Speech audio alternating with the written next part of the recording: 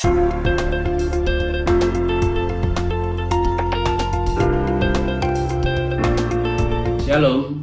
tetap optimis, saudara yang saya kasih di dalam nama Tuhan Yesus Kristus. Sebelum kita memulai perenungan kita pada hari ini, mari kita bersatu dalam doa.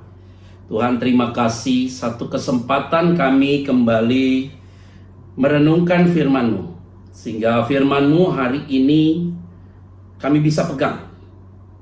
Dan lewat firman ini kami semakin yakin bahwa Tuhan tetap menuntun kami, menyertai kami, menjaga kami, dan memelihara kami.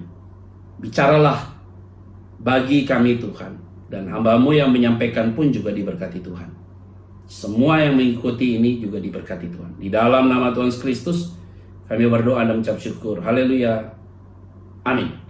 Saudara, hari ini kita mau berbicara tentang kesempatan kedua. Temanya itu, kesempatan kedua. Nah, saudara, yang teks yang akan saya ambil yaitu di dalam Yohanes pasal yang ke-8. Kalau kita tahu bahwa Yohanes pasal yang ke-8 ini bicara tentang perempuan yang berzina, saudara. Jadi didapati ahli Taurat ini memang nakal, dan orang Farisi dia mengintip orang berzina, dan kemudian perempuan yang berzina ini dibawa kepada Yesus, saudara. Nah, saya akan bacakan di ayat yang ke-11 adalah ayat terakhir di dalam pasal yang ke-8, karena konteks perempuan yang berzina ini hanya dicatat dalam Yohanes pasal yang ke-8. Ayat 11, jawabnya, "Tidak ada Tuhan," kata perempuan itu. Lalu kata Yesus, "Aku pun tidak menghukum engkau. Pergilah dan jangan berbuat dosa lagi, mulai dari sekarang." Nah, saudara-saudara yang saya kasih di dalam nama Tuhan Kristus, tema kita memang bicara tentang kesempatan kedua. Jadi perempuan berzina ini, saudara, dibawa kepada Yesus, dan Yesus berkata, "Siapa yang tidak berdosa silakan lempar batu." Nah, akhirnya mereka satu sama lain keluar dari kerumunan itu berarti mereka itu adalah orang berdosa. Kalau mereka tidak berdosa, pasti mereka lempar batu, karena Yesus memberikan sebuah tawaran kepada mereka. Nah, poin ini menjadi penting sekali ketika Yesus berkata kepada dia, "Apapun tidak menghukum kau, aku pun tidak menghukum engkau. Pergilah dan jangan berbuat dosa lagi, mulai dari sekarang." Ini penting sekali. Bicara tentang kesempatan kedua, yang pertama hanya dapat diberikan oleh Tuhan. Saya tidak bisa berikan, tapi Tuhan yang memberikan. Artinya Tuhan memberikan kesempatan itu supaya wanita itu mengalami perubahan. Ini penting sekali supaya kita tidak lagi jatuh dalam kesalahan yang sama. Yang kedua, bicara tentang kesempatan kedua, maka Tuhan tahu bahwa potensi dari perempuan ini dia bisa melakukan dengan baik.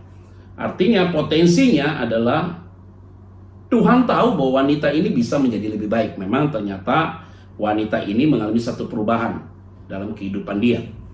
Dan yang ketiga, yaitu bicara tentang kesempatan yang kedua, itu berarti kita diajar Tuhan hari ini bahwa siapapun masih hidup sebelum dia dipanggil Tuhan, masih ada pintu perubahan dalam hidup dia.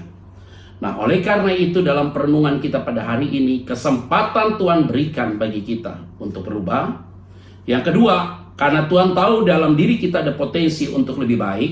Dan yang ketiga, supaya kita juga tahu bahwa hidup selagi orang itu masih hidup, masih ada pintu perubahan. Kita tetap optimis, saudara, karena Tuhan akan memberikan setiap kesempatan bagi kita untuk berubah.